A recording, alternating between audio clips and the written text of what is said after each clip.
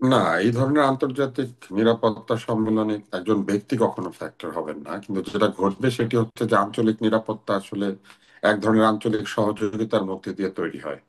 ফলে বিগত সরকার যেহেতু 16 বছর ক্ষমতায় ছিলেন, সেই সময় আঞ্চলিক নিরাপত্তা সংক্রান্ত যত চুক্তি, যত সমঝোতা কিংবা অন্যান্য যত ধরনের সহযোগিতা হয়েছে, এই বিষয়গুলি ধারাবাহিকতা কিভাবে রক্ষিত হবে এটা নিয়ে আমার ধারণা যে এক ধরনের প্রশ্ন থাকতে পারে। কেননা পরিবর্তিত পরিস্থিতিতে আহ, বর্তমান যে সরকার, অন্তর্বর্তী সরকার, সেখানে একাধিক ব্যক্তি এবং কিছু রাজনৈতিক দল প্রচুর পরিমাণে আহ, কথা বলেছেন এমন ভাবে যেন শুধুমাত্র সিটি ব্যাংকে অ্যাকাউন্ট থাকলেই করতে পারবেন গুগল পে। তাই অ্যাকাউন্ট খুলুন আজই। যে এক ধরনের শীতল একটা সম্পর্ক যেহেতু তৈরি হয়েছে, তাই এই ধরনের একটি আন্তর্জাতিক সম্মেলনে আহ কতটুকু ওয়ার্ম ওয়েলকাম হবে কিংবা কতটুকু উষ্ণ আলোচনা হবে, এই বিষয়গুলি হয়তো একটা চিন্তার বিষয় হতে পারে। আর আরেকটি হচ্ছে যে সম্পর্কে যদি কোনো বরফ থাকে, সেই বরফ গলানোর বিষয়টা আমার কাছে মনে হয়েছে যে আমাদের তরফ থেকে করতে হবে, কেননা সম্পর্কে এক ধরনের উত্তাপ তৈরি করার বিষয়টাও কিন্তু আমরাই করেছি। তাই আমার সেরকম মনে হয় কিছু যে করা হবে বলে আপনার মনে হয়? মানে আপনি বলছেন করতে হবে, করা কি হবে বলে মনে হয়? করার আমার ধারণা হয়তো একটা চেষ্টাও থাকবে, কেননা সামনে যেহেতু নির্বাচন আছে, নির্বাচনের আগে আহ, কিছু সমস্যা কিন্তু থাকে।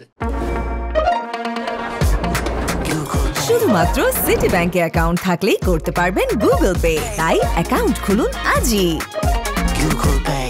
যেমন নির্বাচনের সময় অবৈধ অনুপ্রবেশ বন্ধ করা, সীমান্তে এক্সট্রা নজরদারি রাখা, নির্বাচনের সময়ে আহ, সীমান্ত চৌকিগুলিতে অধিকতর নজরদারি করা, পণ্য আমদানি রপ্তানির ক্ষেত্রে বিশেষ লক্ষ্য রাখা যাতে কোনোভাবেই অবৈধ কোনো অস্ত্র কিংবা সরঞ্জাম বাংলাদেশে প্রবেশ না করে নির্বাচনকালীন হুম। সময়ে বা তার আগে। এই বিষয়গুলির ক্ষেত্রে আমার মনে হয় যে সবসময় ভারতের একটা সহযোগিতার প্রয়োজন থাকে, এই জন্য যে আমাদের এখানে অবৈধ অস্ত্র ঢোকার যে রুট, সেটা কিন্তু দুটি দেশ, মিয়ানমার এবং ভারত। এবং ভারতের সঙ্গে আমাদের বৃহৎ সীমান্ত থাকার কারণে এটা অনেক সহজ।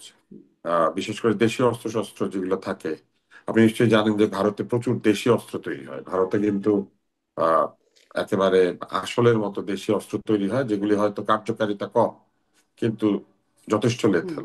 ফলে এই জিনিসগুলি যাতে না ঢুকে, এরকম একাধিক চিন্তা ভাবনা আছে। এবং জি, আমার কাছে সেগুলো মনে আলোচ্য হয়েছে যে বিষয়বস্তু হতে শুধু পারে। তাই না, সীমান্তবর্তী যে নির্বাচনী এলাকাগুলি আছে, সেইখানে বিভিন্ন সময় দলগুলি অভিযোগ করে যে ভুয়া ভোটার ঢুকে পড়ে। এরকম নানান আছে, আপনি দেখবেন ইন্ডিয়াও করে এটা, যে আমাদের লোক নাকি গিয়ে সেখানে ভোট দিয়ে দেয়, এইসব বলে। তো এইগুলি যাতে প্রশ্ন না উঠে, এই জন্য আমার মনে হয় যে আলোচনা হবে বা করা উচিত। জি, স্পষ্ট। অনেক ধন্যবাদ ডাক্তার আব্দুল মুত্তার স্যার। জনাব আনিস আলমগীর, আপনার কাছ থেকেও একটু শুনি। আপনার কি মনে হয় যে আসলে যেহেতু আমরা মানে সাবেক প্রধানমন্ত্রী যখন সেখানে গেলেন, ভারতে গেলেন, তারপর পরই অজিত দোভালের সাথে একটা বৈঠক হয়েছে। তারপরেও সম্ভব মানে জানা যায় যে কয়েকবার দেখা হয়েছে অজিত দোভালের সাথে। এখন অজিত দোভালের সাথে বৈঠক হতে যাচ্ছে খলিলুর রহমানের, এবং তার আমন্ত্রণেই যাচ্ছেন তিনি এই বৈঠকে যোগ দিতে। আপনার কি মনে হয় এখানে কোনো ফ্যাক্টর হতে পারে? নাকি আপনিও ডাক্তার আব্দুল মুত্তার স্যারের সাথে একমত?